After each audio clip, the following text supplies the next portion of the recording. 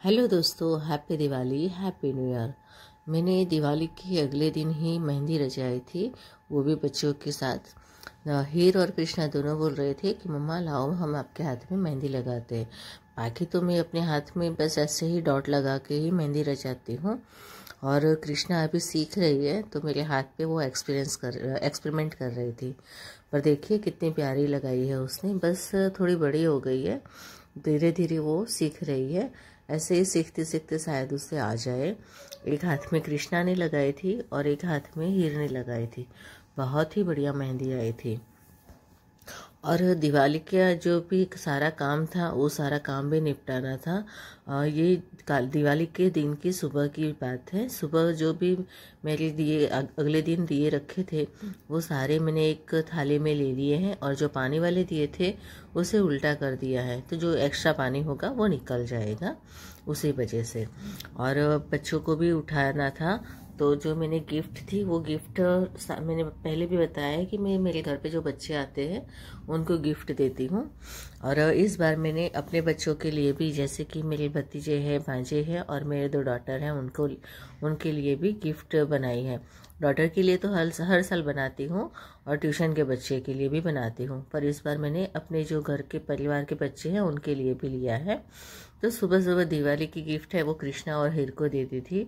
लल्ला को भी उठा दिया था, और जब उठने के बाद कृष्णा ने ही माधव को नहलाया था, और उसको ही अच्छा लगता है। माधव को वो अपने मैचिंग के भी कपड़े पहनाएगी।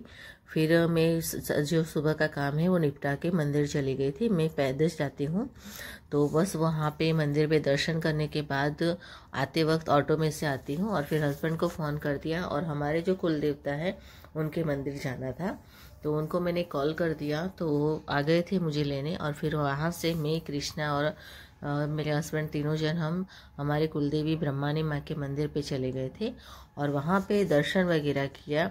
दर्शन करने के बाद घर पे आके ब्रेड पकोड़े बनाए थे। चाय नाश्ता करने के बाद फिर हीर कृष्णा बता रहे थे कि मम्मी हमें थोड़ा कुछ खरीदना है, तो उसके लिए हमें बाहर जाना था। तो मैं बाहर मोबाइल फ़ोन लेके नहीं गए थे, तीनों फ़ोन हमने घर पे रखे थे, क्योंकि बाहर बहुत भीड़ होती है और मेरा ट्यूशन था और हस्बैंड की भी जॉब चालू थी, उस वजह से हम कुछ खरीदी नहीं कर पाए थे।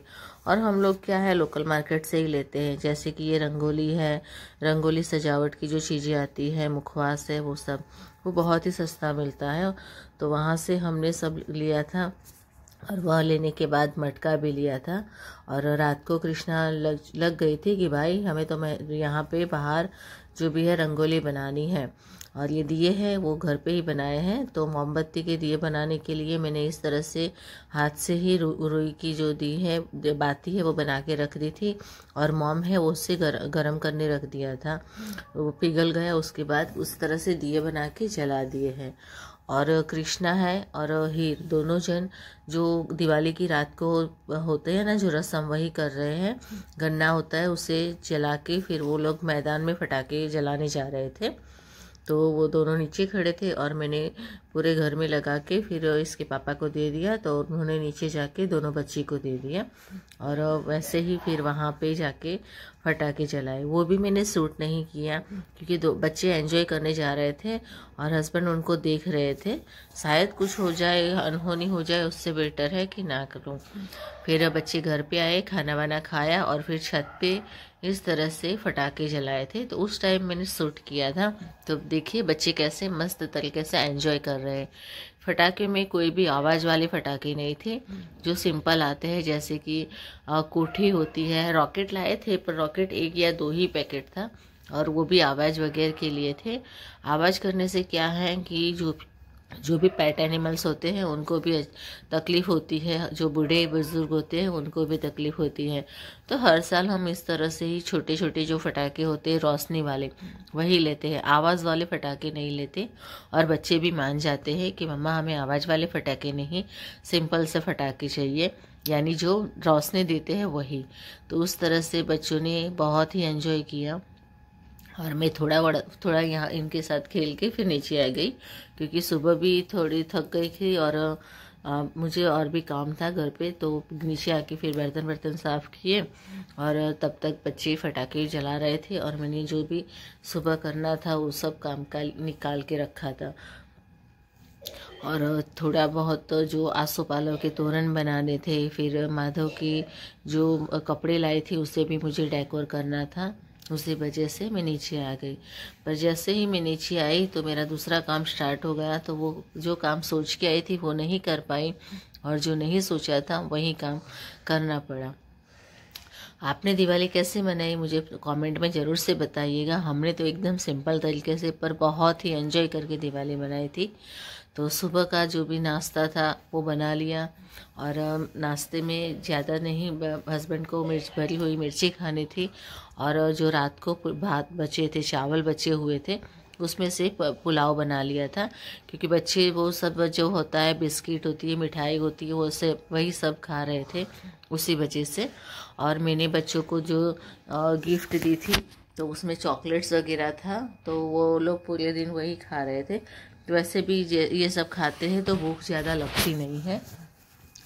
तो बस इतना सिंपल सा नाश्ता था। ये सब नाश्ता वास्ता किया, उसके बाद बच्चे पिक्चर देखने बैठ गए और मैंने जो बोला कि काम बाकी था वही काम मैंने ले लिया है।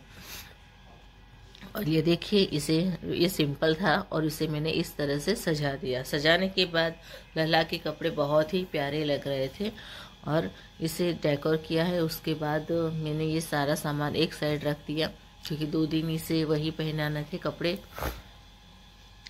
देखिए, कपड़े रेडी होने के बाद, कपड़े तो रेडी हो गए पर मुझे जो कवर होते हैं, पिलो कवर बनाने थे और हस्बैंड ने मना कर दिया तो मैंने नहीं बनाए। अभी सिलाई विलाई कुछ करने को नहीं बोला था तो वो रख दिए थे सारा सामान।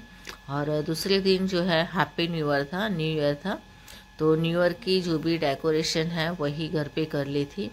डेकोरेशन भी हमने एकदम सिंपल तरीके से की थी। ये रंगोली है वो हीर ने बनाई थी और रंगोली बनाने के बाद जो भी घर की सजावट है वही करनी थी। सुबह सुबह जल्दी उठे थे पर उस टाइम मैंने कुछ सूट नहीं किया था। जो हम घर की जो होती है, हमारे गुजराती में बोलते हैं खार खोखरो, वो सब निकालने के लिए हम 4:30 बजे उठे थे। 4:30 बजे उठ के मैं और हस्बैंड जाके वो सब करके आए थे। फिर आके घर का काम स्टार्ट कर दिया था। न्यू ईयर है, सब आते हैं मेहमान, तो उसी लिए सब घर सजाना था, सब रखना था, सब नए तरीके से करना था। और मेरे घर का जो आंगन है वो इस तरह से मैंने सजाया है। आपने किस तरह से सजाया था कमेंट में बताइएगा। और देखिए, ये अंगना इस तरह से सजाते हैं तो बहुत ही प्यारा लगता है।